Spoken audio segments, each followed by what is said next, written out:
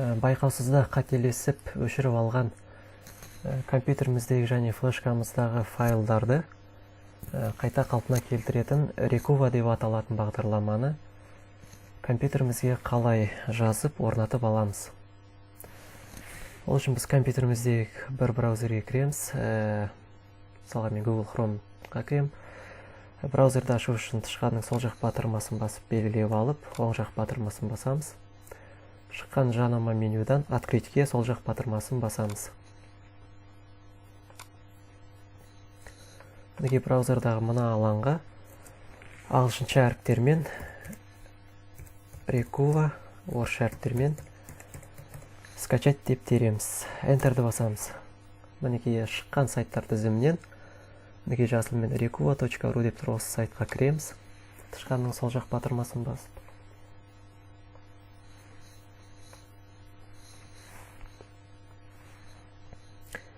Мінекей мына скачатьқа тышқанның сол жақ батырмасын басамыз. Мінекей бағдарлама жазылып жатыр. Бағдарламаның размері 5,2 мегабайт.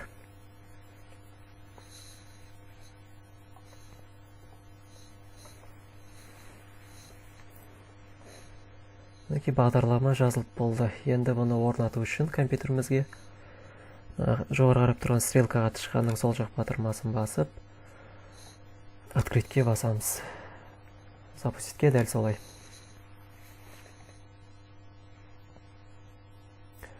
Мінекей бағдарламаны орнатпас бұрын тіл тізімінен орысшаны таңдап аламыз. Russianға тышқанның сол жақ батырмасын басамыз. Енді бұл жерде айта кететін жайт, мінекей Customizeға тышқанның сол жақ батырмасын басып кіреміз. Moreға дәл солай. Мінекей мынаған тиіспейміз. Енді бұл жерде менің айтайын дегенім, егер сіз флешкадағы файлдарды қалпына келтіретін болсаңыз, мақсатыңыз сондай болса, бұл бағдарламаны кез келген компьютеріңіздағы дискке орната бересіз. Дискте отқан бағанағы локальный дисктар CD, мүмкін GE.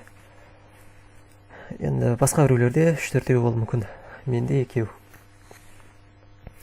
Кез келген дискіге орната бересіз, егер флешкадағы файлдарды қалпына келтіру керек болса.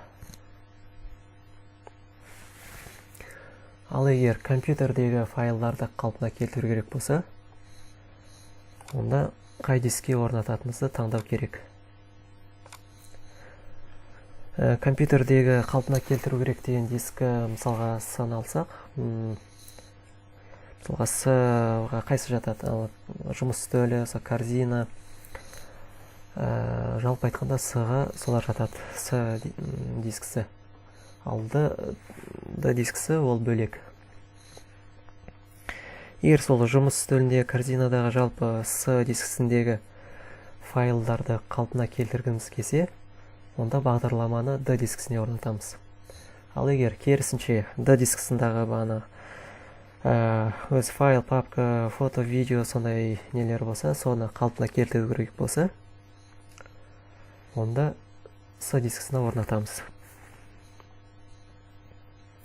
Мен мысалға қазір С дискісіне орнататын болсаңыз, тек сол таңдап окейді басып, инсталға баса бересіз. Ол автоматпен папка нелері дайын тұрады С дискісіне. Ал егер мінекей D-ға орнатын болсақ, D-ны таңдап, бұны создать папку дейді. Енді бұған жаңадан папка ашып дайындап қою керек. Мінекей создать папку деп ағылшынша әріптермен Recover деп атайық папканы. Енді окейға тышқанның сол жақ батырмасын басамыз. Мінекей. Енді осы жалпы осы С дискісі болсын, D дискісі болсын, жалпы компьютер болсын, жалпы флешка болсын, осыларға қатысты, егер сізге осы қайсысы бірінен болсын файлдарды қалпына келтіру керек болса, тура сол мейлі C дискісі болсын, мейлі D болсын, мейлі флешка болсын, соған файлдарыңызды қалпына келтіріп алғанша, былайша айтқанда алмайынша, сол нелерге C диск, D диск, флешкаға ешқандай файлда жазбай тұрыңыз, ешқандай программада орнатпай тұрыңыз. Бұл сол бағанағы өшіп қалған, кетіп қалған файлдарды қайта қалпына келтіріп алғанша, одан кейін ары қарай өзіңіз білесіз. Ал енді мына D дискісін таңдадық. Бұны орнату үшін сардағы install дегенге басамыз. Бұл install деген орнату дегенді білдіреді. Тышқанның сол жақ батырмасын басамыз. Мінекей программа орнатылды. Мына жазу Rekuva бағдарламасы сіздің компьютерге орнатылды дегенді білдіреді. Енді Run Rekuva сары бұған басатын болсақ, тышқанның сол жақ батырмасын бағдарлама ашылады. Бірақ қазір бізге бағдарламаны ашудың қажеті жоқ. Бұны жабайық, браузерде жауып тастаймыз.